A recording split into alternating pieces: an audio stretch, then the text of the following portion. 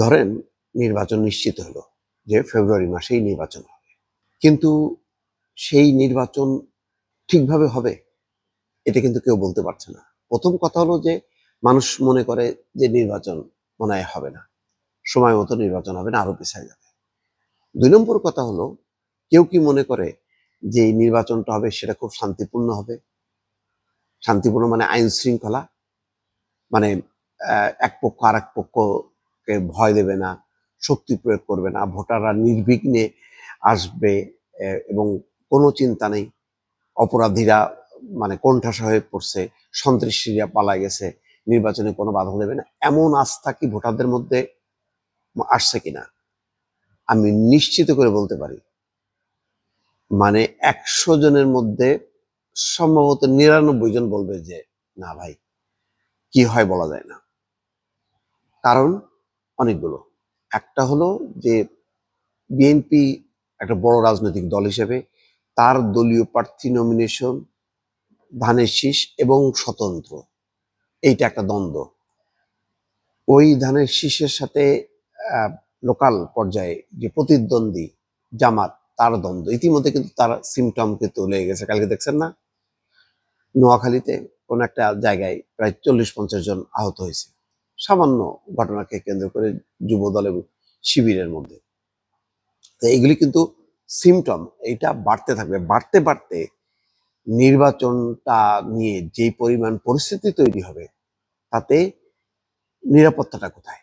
দর্শক, এতগুলো কথা বলার কারণ হলো আজকে একটা শিরোনাম দেখলাম। দেখেন, এই শিরোনামটা দেখে আমি এই কথাগুলো বলছি। এই যে দেখছেন, এখানে পুলিশের আইজিপির একটা সাক্ষাৎকার দিয়েছে প্রথম আলো। বলছেন তিনি, আইজিপি বাহারুল আলম, যে সফলভাবে নির্বাচন না হলে দেশ ঝুঁকির মধ্যে পড়বে। কি বলছেন তিনি?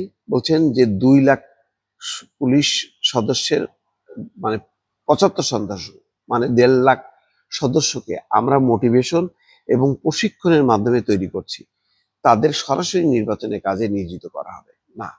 ঠিক আছে, করা হবে, চেষ্টা পুলিশ তো করছে, একেবারে করছে না তা না, কিন্তু দেখেন সবার আস্থা কিন্তু এখন সেনাবাহিনী। কিন্তু তারপরেও মানুষের মধ্যে এখন প্রশ্ন আসছে, এমন পর্যায়ে নিয়ে আসছে, গত 1 বছরের বেশি সময় ধরে সেনাবাহিনীকে যেভাবে ব্যবহার করা হয়েছে একেবারে পুলিশের মতন করে, সেনাবাহিনী সম্পর্কে মানুষের একটা ভীতি দূর হয়েছে।